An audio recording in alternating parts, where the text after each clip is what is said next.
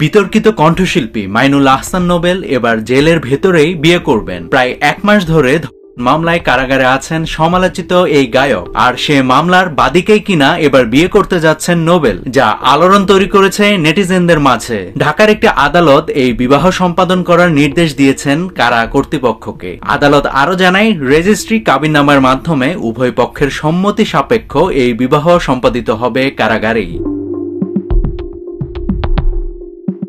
Metropolitan magistrate Naznin আক্তারের আদালতে নোবেলের আইনজীবী একটি আবেদন করেন, যাতে বলা হয় নোবেল গত 20 মে হতে জেল হাজতে আটক আছেন। ভুল বোঝাবুঝির সৃষ্টি হওয়ায় বাদী মামলাটি দায়ের করেছিলেন। মামলার বাদী ও আসামি বিবাহ বন্ধনে আবদ্ধ হতে ইচ্ছুক। শুনানি শেষে আদালত আবেদনটি মঞ্জুর করেন।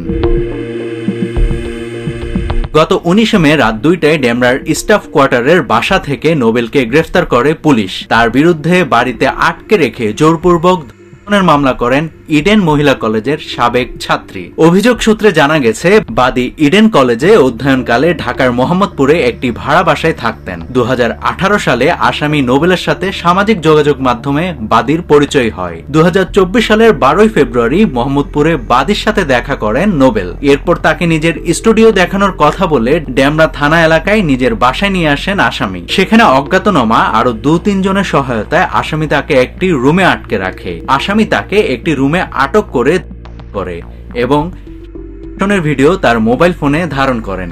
বাদী আসামির কথা মতো তার বাসায় না থাকলে মোবাইল ফোনে ধারণকৃত ভিডিও সামাজিক যোগাযোগ মাধ্যমে ছড়িয়ে দেওয়ার হুমকি দেয় আসামি। 7 মাস ধরে ছাত্রীটি ওই বাসায় বন্দী ছিলেন। এরপর সামাজিক যোগাযোগ মাধ্যমে নোবেলের একটি ভিডিও ভাইরাল হয়, যেখানে তাকে একজন নারীকে সিঁড়ি দিয়ে টেনে হিঁচড়ে নামতে দেখা যায়। ওই ভিডিও দেখে ছাত্রীর পরিবার তাকে চিনে ফেলেন এবং টাঙ্গাইল থেকে ঢাকায় এসে জাতীয় জরুরি সেবা 999-এ ফোন দেন। নাভিদ হাসান, সোনালী নিউজ।